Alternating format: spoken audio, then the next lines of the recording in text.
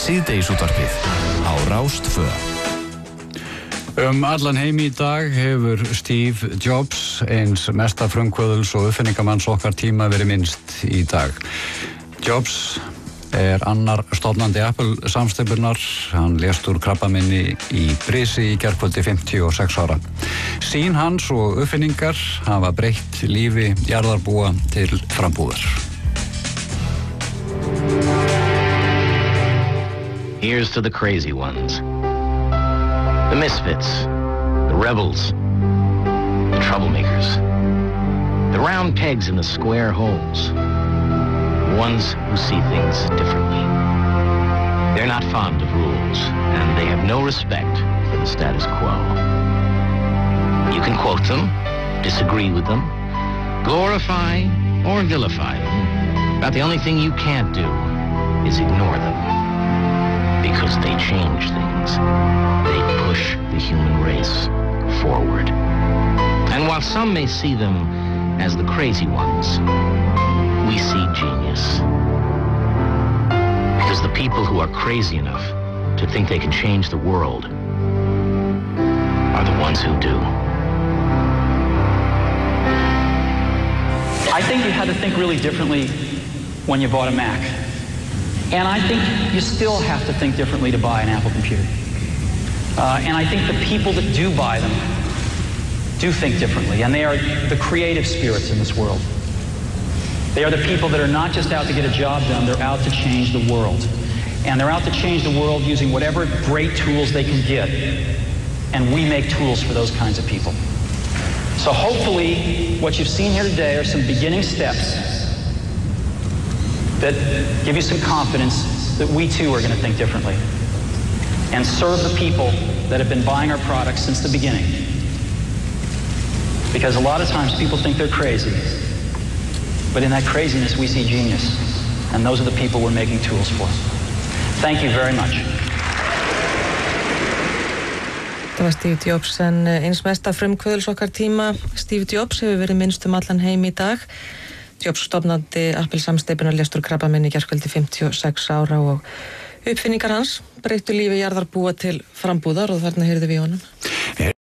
Á ráðstefnu þar sem hann var að kynna endurkomu sína til Apple fyrirtækisins 1997 eftir að hafa verið bólað út, getur við sagt, á stjórn félagsins rúmum áratug áður 1985 líklega, og þar áður þessa mögnuðu auglýsingu sem að kynnti til sögunar nýja tegund af Macintosh tölvum, þar sem að Steve Jobs undirstrikaði að þetta veri tölva fyrir þá sem að vildu hugsa hlutina upp á nýtt, hugsa það á öðruvísi, fyrir fólki sem hugsaði ekki eftir þessum ferköntuðu brautum, en væru uppreisnar menn, og þeir sem að í raun og veru væru svo brjálaðir til að halda þau gætu breytt heiminum, því að það væru einmitt þeir sem að breyttu heiminum eins og Steve Jobs. Nú, Apple verðmetasta hátæknifyrirtæki heimsins, og það er nú þó nokkur dæmi það að stórfyrirtæki lifi ekki frumkvöðla sína af,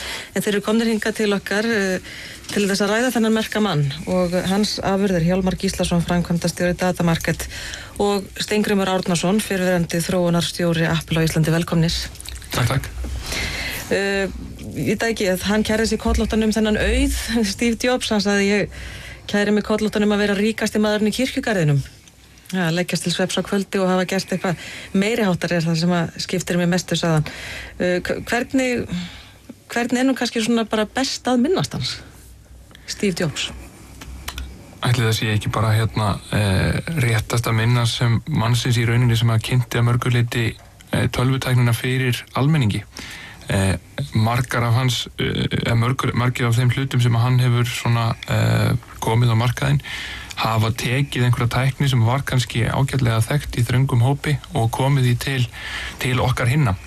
Og það á bæði við fyrstu skrefin með Macan, en það á líka við það hvernig hann tók síðan seinna hluti eins og meira að segja svona ótengt Apple með Pixar kveikmyndaiðnaðinn svona í hliðarskrefi frá því sem hann var að gera frá Apple í millitíðinni, og síðan Apple aftur með tónlistargeirann og í rauninni alla efnissölu og notkun á nýjum miðlum, bæði símum og spjaldtölvum núna síðast, þannig að þetta svona, já, hann snillingurinn í því að taka það sem hefur verið fundið upp, pakka því inn, tryggja að það sé allt eins vel hannað, eins aðgengilegt eins og hægt og koma því til okkar þannig við skiljum það. Hann var ekki bara tölvunur, heldur var hann maður fólksins, hann einhvern veginn skildi hvernig fólk hugsaði.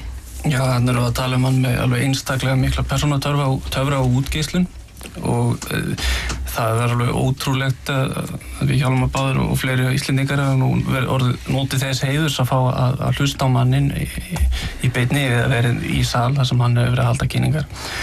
Og maður fólksins, það lýsir því alla, þetta var eins og Guð sjálfur verið að koma og predika í kirkjunni, að menn stóðu þarna mörg þúsund manns í biðröð klukkutímum saman til þess að koma og hlusta á boðskapinn og allir jafn ánægðir og það á meðan menn eru svona duglegir að draga upp ótrúlegar uppfinningar úr töfrahattinum ítrekað og segja fólki hvernig framtíðin verður ítrekað og það rætist, þá fá menn svo mikið vægi að þeir geta nánast gert hvað sem er.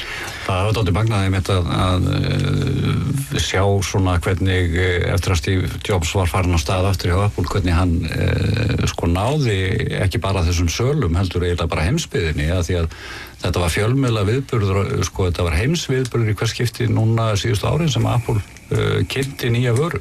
Já, ég man eftir einhvern tímann þá var Geir Haarde að halda ræðu á einhverju svona vefþingi.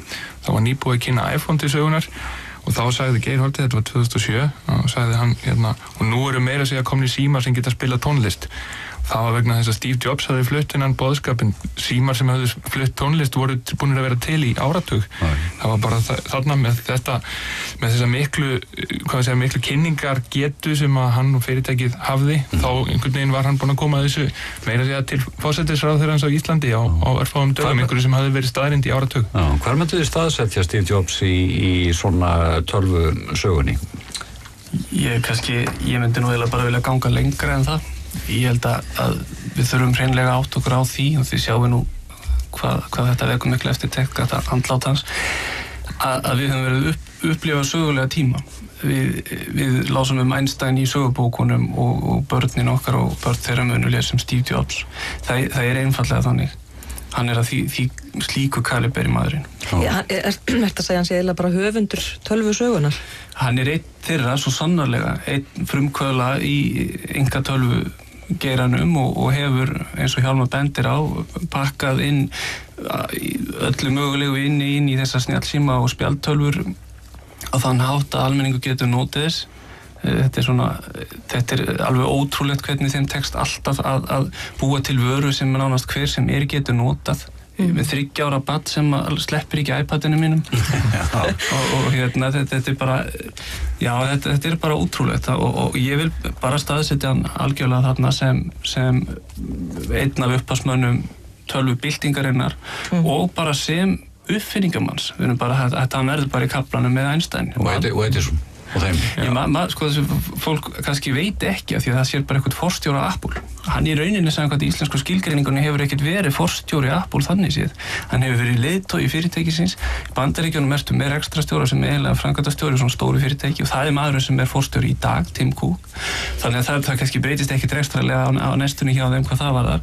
En hann er svona maður sem hefur verið með hendurnar og puttana onni í öllu smáatriðin á hreinu, engu sleppt út nema hann samþykki það og hann er skráður yfirleitt undantekningarlaust á öllum stærri patentur sem koma frá félaginu, einn höfundur.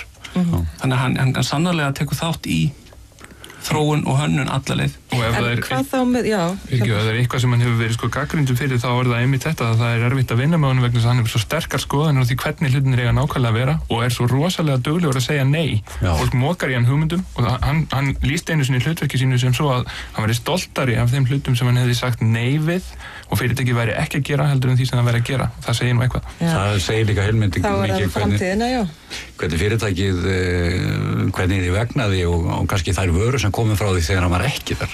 Þá var það bara á nokkrum árum var það bara eins og hvert annað tölvufyrirtæki. Kom ekki einhverja vísbendingar fram þá hvort þetta muni lifa af eða hvernig þið muni reiða af Apple ánans? Það einmitt svolítið merkilegt að velta því við sér og ég held í fram að þeir eru á það mikilli siglingu núna að við munum ekki sjá neina breyting á því og það ennþá verið að uppfylla svo mikið af þeirri vision sem hann sett af stað. Það á eftir að endast þeim í 3-4 ár. Ég hef hins vegar persónulega þá trú að þeir muni svo litið missa taktinn þá því að þeir hafa ekki þennan sterka leiðtoga sem leiðir þá inn í framtíðin og segir okkur hvernig framtíðin og býr hana svo bara til.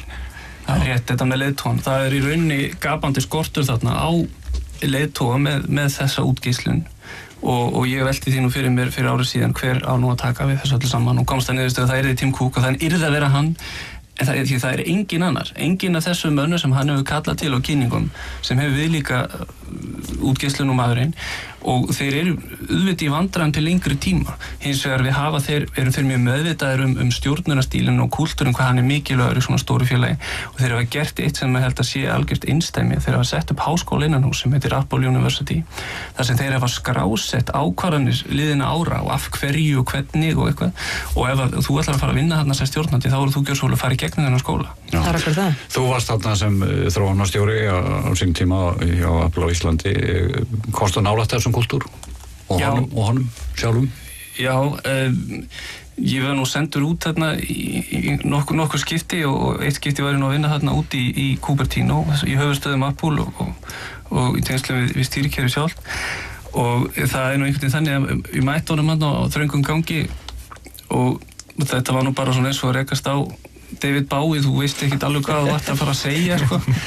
Og það er þessi svona starstruck fílingur og veist, hvað ætlar þú að fara að ræða við Steve Jobs og þannig að ég leta hann á döga þetta skipti að kinka kolli og segja hæ við manninn og hann heilsaði nú bara kurteislega tilbaka og árið síðar á ráðstefnu en kúltúrin mjög sérstakur og hann mjög óttablandinn sko, hvað varðandi leynd á vörum.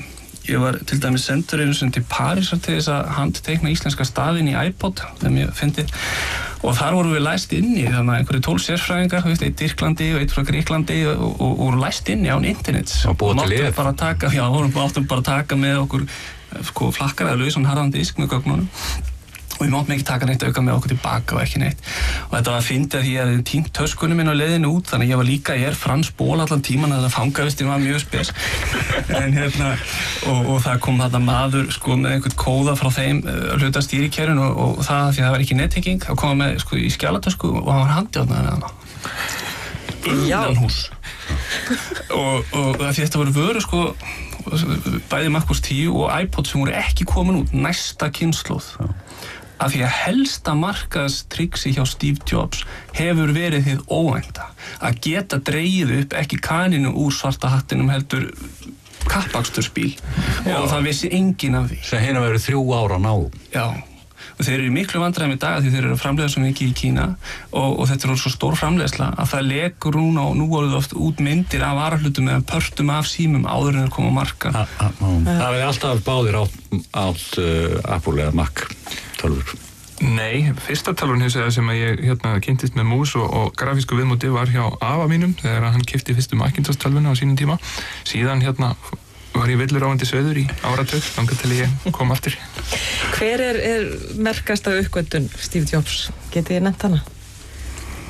Ég held að hvernig þeir lögðu af stað þar að segja einkatölvubyltingin sé stóra málið en svo þetta svo erfitt vegna þess að hann búinn að í rauninni finna upp á nýtt svo marga geira í gegnum tíðina þannig að ég hugsa að margir myndinu líka horfa á tónlistariðnaðinn það sem Apple gerði það sem allir voru búin að segja myndi gerast en engum tókst og núna búið að gerbreyta tónlistarheiminum öllum út af því sem hann kom með á markaðinn. Já, en hvernig verður svona merkilegur maður til? Maður fyrir að veltaði fyrir sér eitthvað í uppvexti hann sem að útskýrir það sem að síðar gerist. Ég gef mér að þið hafi viljað sé ævisögu hans. Ég ætla bara að mæla með að þið farið á YouTube og flettið upp ræðu sem hann hélt við útskrift nemenda frá Stanford árið 2007. Þetta er einhver besta ræða sem hefur verið haldin, bæði svona motivational ræða, innblásin og svo framvegis og þar bæði koma fram skýringar á hans bakgrunni og ansi góðar leksjur fyrir lífið, ekki síst það hvernig dauðinn er ekki endi alls og maður á að lifa lífinu meðan á því stendur. Heimspekingur líka? Á einhverju leiti, já. Já, hann hefur svona tengt það saman. Já, hann það. En var það, já, maður þarf að venja sig við þá tíðina og það er erfitt. En ég held að hann hefur kannski meira verið spámaður heldur en heimspekingur. Og hann hefur nýtt svona þessa, ég segi ekki kannski beinlínis trúarleg tilhneigingu, en hann hefur svona komið og sagt sko bara núna bara allir við að breyta þessu og framtíðin var þetta bara svona og þú veist, iPad, spjaldtölva, nú það bara málið sko og svo gerist það og það er kannski, þú veist, og hann setur það í samhengi, hann segir af hverju, hann segir, þú veist, þetta svo aðeinslega af því þú getur gert þetta og af því þú getur gert þetta, setur það í samhengi við notkun og það kannski það sem gott sko, eins og þessi vandræðagangur tónlistarbransa eins og Hjálmar nefndi að svona leiti hann til lykta og pakkaði því öll inn og nú eru bækur og bókaútgefundur svolítið í sömu klemmu. Það ekki margir svona undir 30 sem kaupa sér einhverjar bókmenntir í gámaförmum og þetta svona svolítið erfitt og keppa við internetið, athyglis sko bresturinn dettur inn eftir 4 málsgreinar ungu fólk í dag og þetta næsta áskorun í rauninni tæknilega og í þessu miðnaði. Já. Það er akkur það Hjálmar Gíslason hjá Datamarket framkvæmdastjóri Steingrímur Árnason fyrrverandi þróunarstjóri Apple á Íslandi. Gaman að fá ykkur hingað. Takk hérlega fyrir komuna. Takk.